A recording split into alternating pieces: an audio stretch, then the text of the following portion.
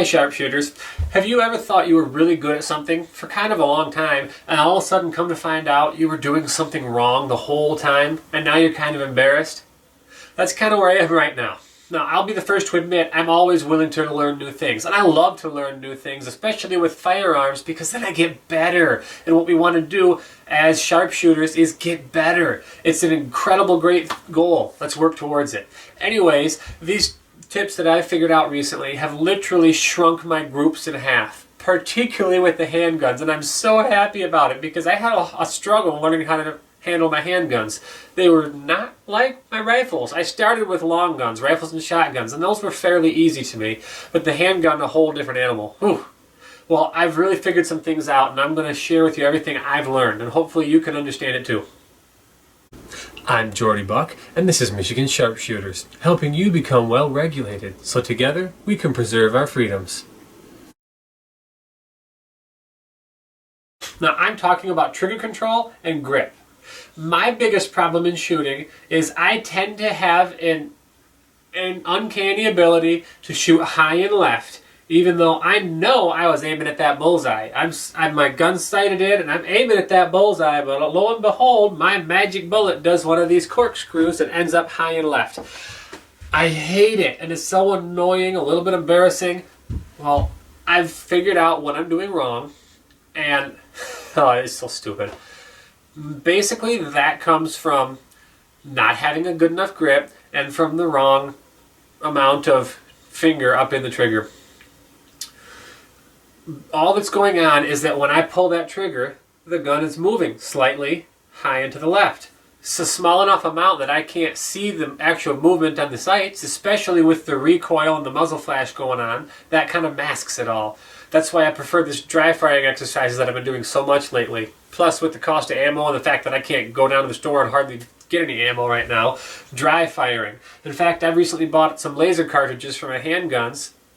Oh my gosh, if you've never fired with laser cartridges in your guns, go get some.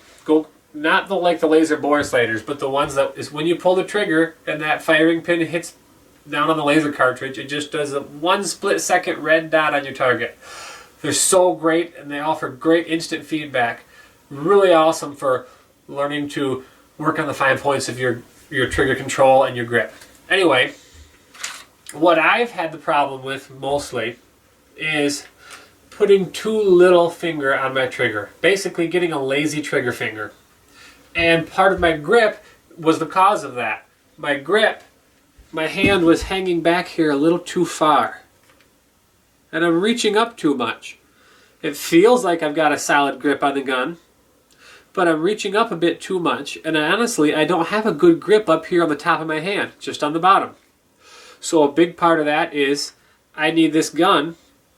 For a way to think of it, basically, you're going to take the pistol and jam it up into that palm in the web of your hand. You need solid contact all the way up and down. Okay, makes sense. I'm going to take my support hand and I'm going to slap the palm of my support hand right in that open side of the grip. So this hand is kind of shoving into the grip, basically. My support hand is going right in there and pushing in against it. I need that palm contacting on all that surface space.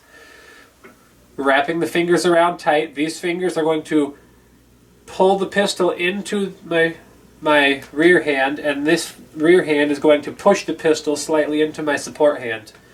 So that's my grip. The other thing about the grip I will mention is generally keeping your grip hands up higher tends to help stabilize the gun from side to side wobble a little better. Now, I tend to do a slightly better job at that, honestly, going not too high. If I go too high, I tend to lose some of that control. I do a little better if I go just below. I'm not even getting up on the slide at all. So there's the grip. Now trigger control, now that I've changed my grip, I can get the proper trigger control. I want you to see how my finger is right now. It's way up here on the trigger guard. With my previous grip, I'm trying to go back to that for a minute. Ugh. Yeah, it's right about there. My trigger finger is just barely past the grip, or past that trigger guard. Now, here's the difference that I'm trying to make. I'm trying to let you see. It's now further past. It's only about a 1/4 inch more, but this trigger finger is about a 1/4 inch further out now. But that's huge.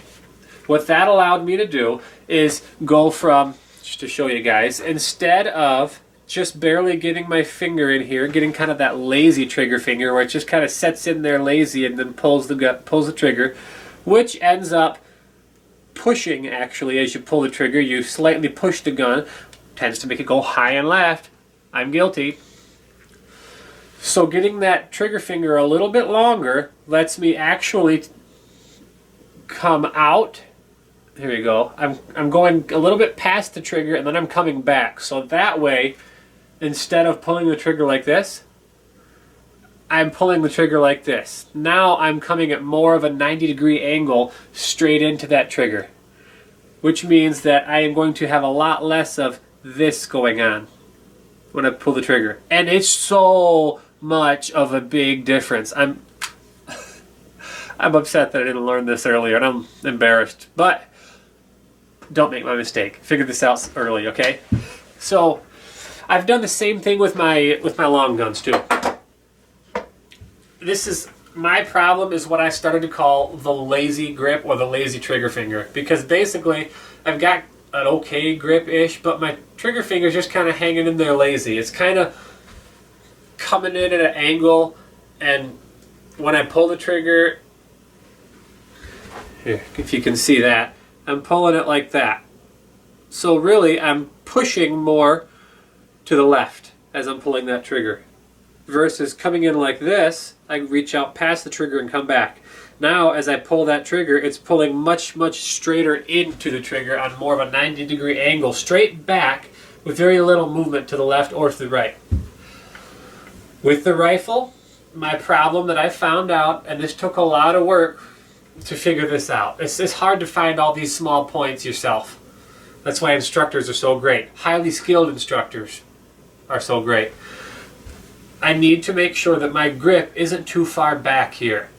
I have big, wide hands. I tend to push my grip further back here where the grip is wider. But that's a problem. Just like on my pistol, that means I have to reach too far for the trigger. Just making double sure. I was shooting squirrels in the front yard earlier. Okay, she's empty. So just like with the pistol, if I have to reach too far to get to that trigger, when I pull the trigger, it's going to push the gun. I'm exaggerating right now, but it's going to push the gun left and high. I need to make sure that I'm not reaching for the trigger. I need my trigger finger to not be like this. I need it to be like this before I pull that trigger. If your trigger finger is almost straight when it's on the trigger, you are going to be pushing the gun like crazy. I'm going to go past it and then come back just a little bit, so my finger is curled like this on the trigger. That way when I pull, it's coming more on a 90-degree angle to the trigger. That's your trigger control. After that, how much finger do you put on the trigger? Well, you can put too little. Even with this curving in, you can have too little or too much. You want to be right around the first half of the pad of your finger, right up in here. To the pad of your finger or just past it, right about halfway to that first knuckle, approximately. But it depends on your hands, your fingers, and the gun.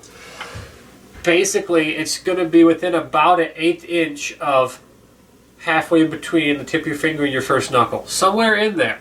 But you've got to experiment with it. And that's why I like using these laser cartridges, because there's no boom and there's no recoil, nothing to think about. I can sit here and concentrate on, okay, I'm using my finger right there. Which way did the gun move? Which way did my laser go? Did my laser go a little left or a little right? If the laser moved to the left, I have just too little of my finger on the trigger. Go about an 1/8 inch further and try it again. If the laser moved to the right, then I have just too much. So I'm going to pull about an 1/8 inch of that finger back off of the trigger and try again. Now you can do the same thing with live ammunition, but I find it to be easier and more productive to do it with a laser cartridge because now I'm more in the comfort of my own home. It's quieter, I'm calmer, I can concentrate better. Those are the points that I've learned, and my goodness, it's made such a huge difference in my shooting. I strongly recommend everyone to do a lot of dry fire practice, at least once a week. It doesn't cost you anything, and you'll get so much better. If you throw a laser cartridge in there, you now are dry firing, and you get to see where your gun's actually aiming at. Without the laser cartridge, it's halfway a guess to find out what the fine accidental movements in your gun are. But with the laser cartridge, you can do all of that in the comfort of your home. Thanks for watching Michigan Sharpshooters. I hope you guys learned what I'm trying to tell you. Hope I didn't confuse you too much. Go out and try this, make a few notes, see what of this information works for you. If you like this video, I'd appreciate it if you click the like button and scroll around and see if you find any more you like. I'm trying to help everybody out as much as I can. Thanks. Bye now.